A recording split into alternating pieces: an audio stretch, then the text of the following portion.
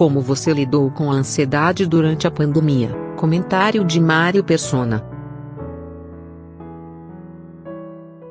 Agora vamos falar para os salvos. Deixa de lado agora, já deixei a mensagem para aqueles que ainda não têm a certeza da salvação, embora se digam cristãos, segue uma igreja, segue um pastor, segue um líder, segue um bispo, mas não tem a certeza da salvação, não sabe para onde vão se morrer agora, porque acham que ainda tem que encher o bolso do bispo, do pastor, do líder, do reverendo, seja quem for, para poder garantir a sua salvação. Então já falei para esses, você sabe que você está perdendo seu tempo, é só crer em Jesus, descansa nele. Falei até para os ateus que creem que Deus não existe, eu não sei o que eles vão fazer com isso e por que eles perdem tempo pregando que Deus não existe. e que certeza dão para as pessoas. Então está aí a mensagem para o ateu também. O incrédulo que ainda não tomou uma decisão, que é uma pessoa sincera, mas ainda não tomou uma decisão, mas é sincero, ele quer ser salvo. Então para esse eu digo, creia agora em Jesus. Confesse a Jesus agora como seu Senhor e Salvador. Reconheça agora que você está se afogando. Pare de se debater. Pare de lutar. Descanse. Renda-se nos braços do Salvador. Render-se é a melhor coisa que tem. Você já foi criança e fez aquele desespero na hora de tomar injeção? Ficou primeiro naquela apreensão. Vou tomar injeção. Aí aparece lá a enfermeira com aquela seringa imensa, aquela agulha que parece um prego de caibro, né? E você, não, mãe, se debate, faz aquele escarcéu todo e todo mundo tem que segurar e tal, e não quer, que vai morrer, que vai doer, que pim. Passou. Era só isso. Era só isso. Não resista. Não resista o chamado de Deus que quer salvar você, cara. Não faça isso. Olha que amor que teve Deus Pai ao enviar o seu Filho por você. Isso é amor. O amor não é essas paixões humanas, essas coisas. Existe o amor humano, existe o amor pelo cachorro. Os cachorros amam o seu dono, tudo isso existe. Mas o amor de Deus é um amor eterno, que deu o seu próprio Filho para derramar o sangue na cruz, para salvar não amigos dele, não pessoas que eram boas, não pessoas que eram corretas, salvar pecadores. Paulo foi um que mandava os cristãos para a morte e para a tortura, e quando ele se converteu, quando ele foi chamado pelo Senhor no caminho de Damasco, depois ele podia dizer assim: Cristo Jesus veio salvar pecadores, dos quais eu sou o principal. Por quê? Porque ele perseguiu a Cristo. Ele perseguiu a igreja. O que é a igreja? A igreja batista, presbiteriana, Assembleia de Deus. Não, a igreja são todos os salvos. Se você não aprendeu isso, volta lá atrás. A igreja é o conjunto dos salvos por Cristo. A igreja é o corpo de Cristo. E desse corpo fazem parte todos os que Cristo adicionou ao seu próprio corpo. Você não consegue se fazer membro da igreja. Não consegue, ninguém consegue se fazer membro da igreja. Aos que iam sendo salvos, Cristo acrescentava a igreja, que é o seu corpo. É isso que a Bíblia fala. Então todos os salvos por Cristo são membros do corpo de Cristo. Mas fulano, a minha tia está lá na igreja católica, não sei o quê. Ela creu em Jesus como seu Salvador? Se ela creu, ela está salva. Eu fui católico salvo há 1 ano. Eu me converti das religiões orientais, que eu estava enfiado, né? Tempo de faculdade, jovem acredita em tudo. Então me enfiei em religiões orientais, fazia macrobiótica, eu era da grossura de um lápis, assim, eu tenho uma foto minha, eu estou quase atrás da haste do microfone, e não dão para enxergar. De tão magro que eu era, de não comer carne, não comer, era só coisas macrobióticas. Me converti, Deus me deu uma rasteira, falou comigo na sua palavra, na Bíblia. Um dia eu estava em casa, desesperado, não conseguia ser a pessoa melhor que eu queria ser e cumprir todas as rigorosas filosofias orientais. Eu abri a Bíblia a esmo e falei assim, tá bom, Deus, fala comigo, você fala aqui, então fala comigo. Abri a esmo, de repente era o livro de Jó, os últimos capítulos de Jó, quando Deus fala com Jó, o Senhor fala com Jó, quem é você? Você sabe como é que as cabras dão filhotes? Você sabe isso? Você sabe aquilo? Você sabe aquilo? Eu me vi na frente de Deus falando assim comigo, apontando o dedo para mim, falando assim: fica quieto, Mário, você não sabe nada. Aquele dia, aquela noite eu me converti a Cristo. Naquela noite eu fui salvo. Mas como ninguém falou para ir à igreja A, nem igreja B, nem igreja C, eu comecei a ir à missa. Fui um devoto. Comprei um catecismo, que é um livro dessa grossura, lia todos os dias, comparava com a Bíblia. Um ano ajudando o padre, cantando, tocando violão na missa, mas com a certeza de que eu já tinha a minha salvação em Cristo. O padre nem gostava muito, porque eu ficava falando isso para os jovens lá da igreja. Ele ficava meio achando que eu era de alguma seita, de meninos de Deus, alguma coisa meio fora do eixo aí. Mas eu era convertido. Até que, pela Bíblia, Deus me mostrou que eu não poderia continuar dentro de um sistema que estava tão corrupto como estava, e aí eu me apartei de tudo isso, me apartei de todos os sistemas humanos. Estou congregado hoje somente ao nome do Senhor, com outros irmãos também que congregam o nome do Senhor, reconhecendo que a igreja é um corpo só, não tem divisões no corpo de Cristo. Quando Cristo vier buscar a sua igreja, ele vai levar a noiva inteira. Hoje alguém escreveu para mim e falou: você tem certeza que vai ser arrebatado? Eu falei: claro.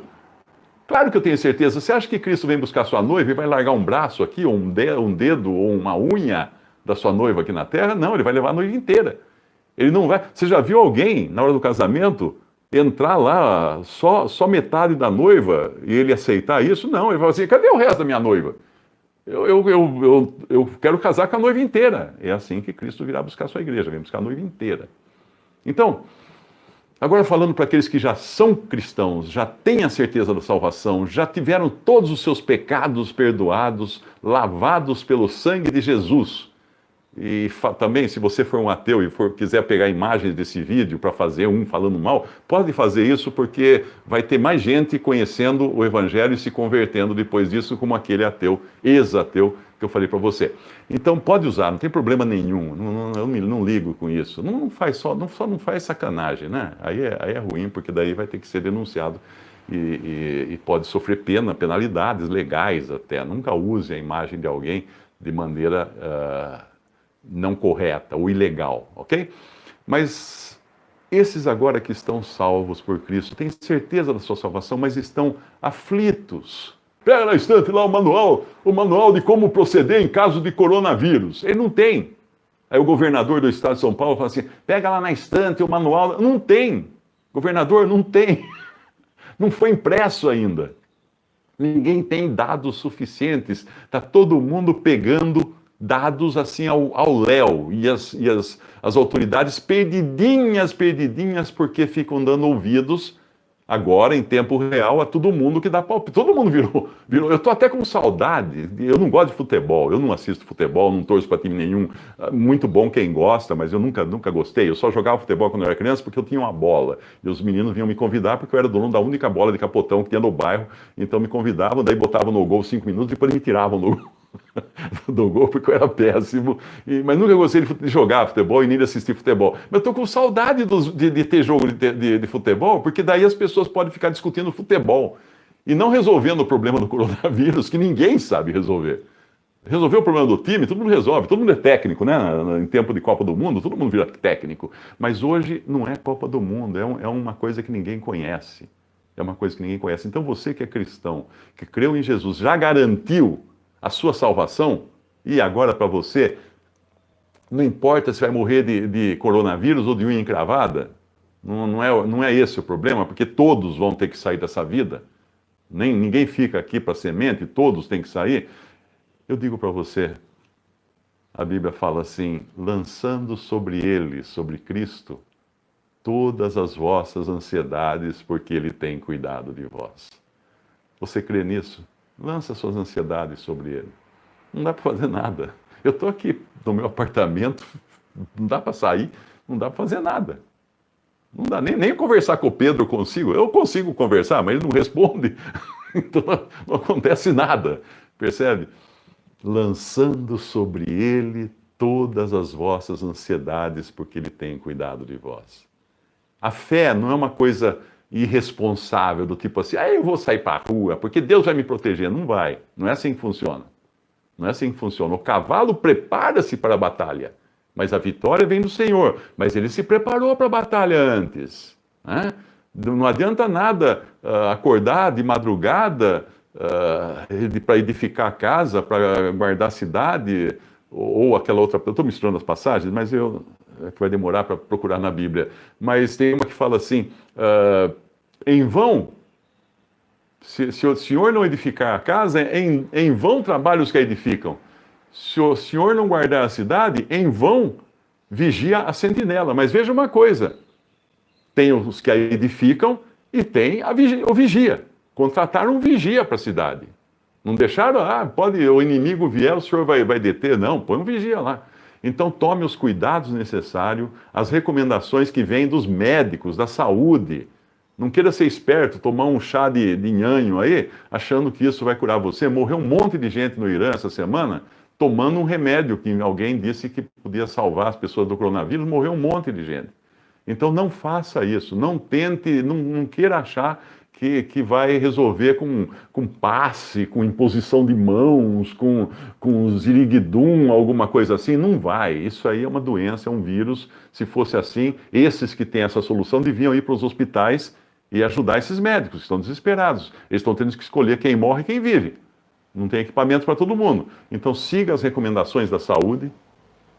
Se você é uma pessoa de risco como eu, fique em casa. Mas você é uma pessoa de risco e não pode ficar em casa. Bom, então ore a Deus para ver o que ele vai dirigir você. Não sou eu que vou falar para você.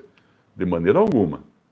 Você vai ter que se entender com o seu Senhor, se você é cristão.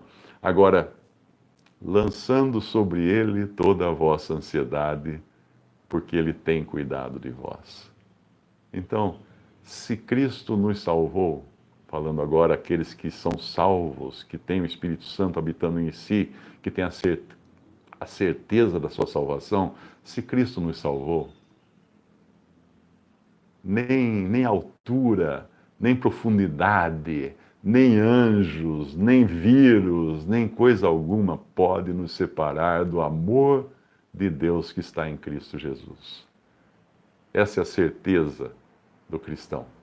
Vou até ler essa passagem, vamos ver se eu consigo achar ela, porque velho é um problema para achar a passagem na Bíblia. Eu também já estou com esse problema.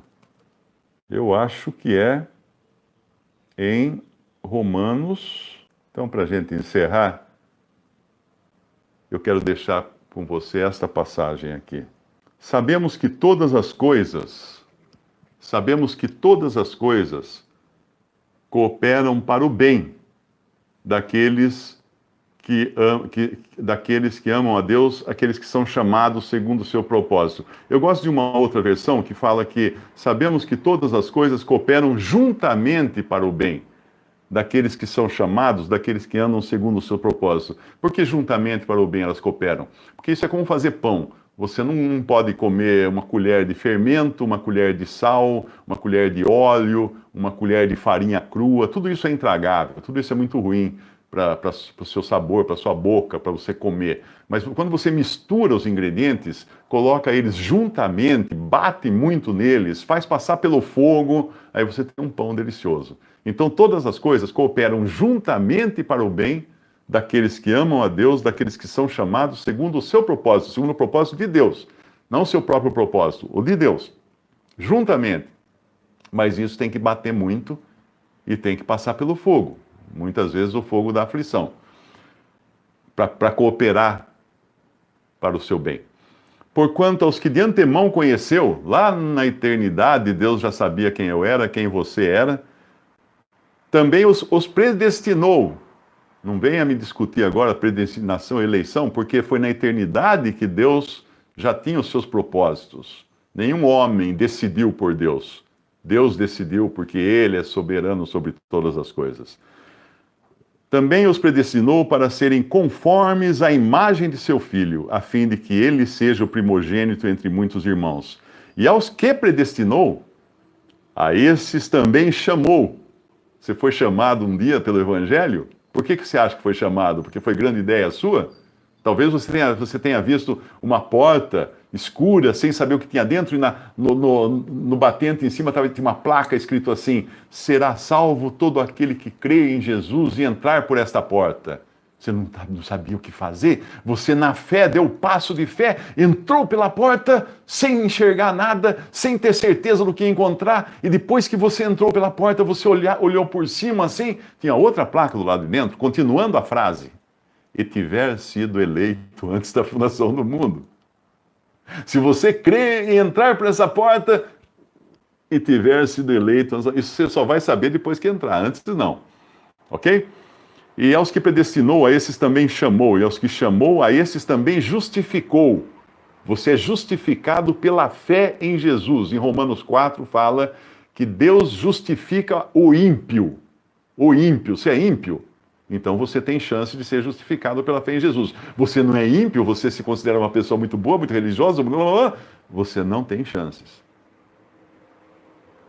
Davi falou: bem-aventurado o homem a quem Deus justifica sem considerar, perdoa, sem considerar suas obras. Eu vou ler depois, vamos voltar lá, em Romanos 4, depois a gente volta aqui em Romanos 8. Romanos 4, já que abriu essa... Eu não lembro o versículo de cor. Porque se Abraão foi justificado por obras, tem de que se gloriar. Se gloriar para quem? Para os homens, não é? E é disso que fala lá depois Tiago 2.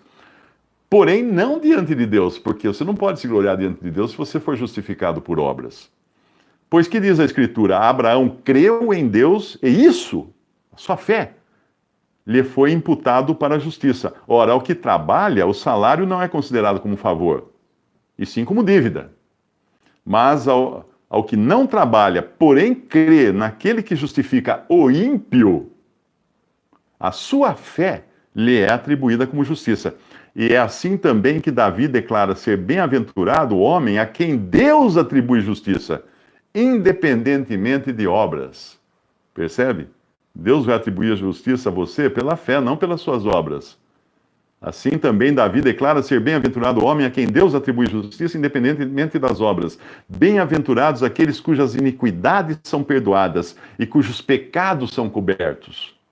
Bem-aventurado o homem a quem o Senhor jamais imputará pecado. É isso que você tem que ter. É essa certeza que você tem que ter. Vamos voltar lá em Romanos 8, então, que eu estava lendo. Quando eu falei que os de antemão conheceu, aos que predestinou, também chamou, aos que chamou, a esses também justificou, e aos que justificou, a esses também glorificou com Cristo em glória. Que diremos, pois, à vista dessas coisas? Se Deus é por nós, quem será contra nós? Vírus. A carestia que pode vir depois dessa pandemia. Guerras, revoluções, desobediência civil, ataques, violência. Ora, aquele pregador da TV que falou que se você der mandar o dinheiro, seus problemas acabarão. Uma vez eu passei num lugar e tinha uma placa, numa igrejinha pentecostal, falando assim: venha que aqui os seus problemas acabarão, meu amigo. Essa pessoa nunca leu a Bíblia. Todos os apóstolos foram perseguidos, torturados e mortos, exceto João, que morreu de velho na prisão, mas todos foram torturados. Veja a vida dos apóstolos, você acha que aquilo foi vida? Se alguém oferece para você uma vida melhor por crer em Jesus, está mentindo. Porque quando nós cremos em Jesus, de repente nós passamos a ter um inimigo, que é Satanás, que quer nos pegar de todos os lados, como Jó. Claro que para pegar Jó, ele precisou passar antes no céu, pegar um carimbo com a autorização de Deus para poder afligir Jó. Mas o inimigo está aí para nos afligir o tempo todo. E se Deus permitir, amém. O que a gente vai fazer, não é? Porém, sempre lembrando que você não perde a salvação. Sempre lembrando que quem nos separará do amor de Cristo, quem os condenará, né? Voltando aqui agora, eu pulei aqui uma passagem. Quem intentará acusação contra os eleitos de Deus? É Deus quem os justifica. Quem os condenará? É Cristo Jesus quem morreu, ou antes quem ressuscitou, o qual está à direita de Deus e também intercede por nós. Quem nos separará do amor de Cristo? Será tribulação? Ou angústia? Ou perseguição? Ou fome? Ou nudez? Ou perigo? Ou espada? Ou coronavírus? Não, de maneira alguma. Como está escrito, por amor de ti, somos entregues à morte todo dia, o dia todo. Fomos considerados como ovelhas para o matador. É assim como ele também, como o próprio Cristo aqui nesse mundo. Em todas estas coisas, porém, somos mais que vencedores. O quê? Porque ganhamos carro novo? Porque vamos progredir na vida? Porque vamos ser curados da doença, tal? Não é isso que Deus promete para você. Somos mais que vencedores por meio daquele que nos amou, por meio de Cristo que nos amou. Porque eu estou bem certo de que nem a morte, nem a vida, nem os anjos, nem os principados, nem as coisas do presente, nem do porvir, nem os poderes ou potestades, nem a altura, nem a profundidade, nem qualquer outra criatura poderá separar-nos do amor de Deus que está em Cristo Jesus, nosso Senhor. Nada pode separar eu e você, que cremos em Cristo, do amor de Deus que está em Cristo Jesus. Então descanse, descanse. O Senhor Jesus, quando viu os seus discípulos atribulados, correndo de um lado para o outro, com muito trabalho, ele falou assim, levou eles para um lugar e falou, vinde à parte, descansai. Vinde aqui, descansai, repousai.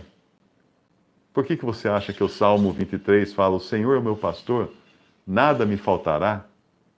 Eis que Ele me leva por pastos verdejantes. Vamos ler o Salmo 23 para terminar? Eu estou prometendo terminar, mas quando a gente começa a ler a Bíblia, que é uma coisa tão maravilhosa, Salmo 23, não dá vontade de parar, dá? Falar das coisas do Senhor. Por que falar das coisas do Senhor irrita um ateu, por exemplo? Porque não tem o Espírito Santo, não tem eco na sua alma. A sua alma está oca. A sua alma tem um Deus que é Ele próprio. Ou mesmo o incrédulo. Ele está oco. Ele precisa ocupar com Deus. O ser humano foi feito para ser adorador. Para ser adorador. Não existe um ser humano que não seja adorador. Todos são. Uns adoram a si mesmo. Uns adoram a sua inteligência, o seu ego, a sua ciência, as suas coisas. Outros adoram a Deus. Então a questão é essa, a quem você adora. Se é a Deus, você vai ter prazer de ouvir a palavra de Deus. Aqueles que são de Deus, ouvem a palavra de Deus, escutam a palavra de Deus, dão atenção ao que Deus diz. O Senhor é o meu pastor, nada me faltará. Mas o que eu vou fazer com a dispensa, não sei o quê? Confia nele agora. É hora de confiar. É hora de confiar. Eu não tenho a resposta para você, eu não sei essa, que é confiar nele também. Não tem outra maneira. Ele me faz repousar em pastos verdejantes. Leva-me para junto das águas de descanso. Refrigera minha alma. Guia-me pelas veredas da justiça por amor do seu nome. Ainda que eu ande pelo vale da sombra da morte, não temerei mal nenhum, porque tu estás comigo. O teu bordão e o teu cajado me consolam. É interessante essa parte aqui, porque bordão e cajado são dois pedaços de pau que o pastor usa. Uns para puxar a ovelha que está caída no buraco, o outro para sentar o couro nela, quando ela quer se desviar. Eu me lembro até de uma história que eu li, que um pastor, quando ele tinha uma ovelha muito arredia que podia fugir e o lobo matá-la, o que ele fez com aquela ovelha? Ele quebrou a perna dela. Quebrou a perna da ovelha. Ela não podia mais correr, não podia ir longe, só podia pastar onde ele levasse a sua ovelha. E o Senhor quer, às vezes ele permite que a gente quebre a perna para não ir longe dele, para nos manter em isolamento, perto dele.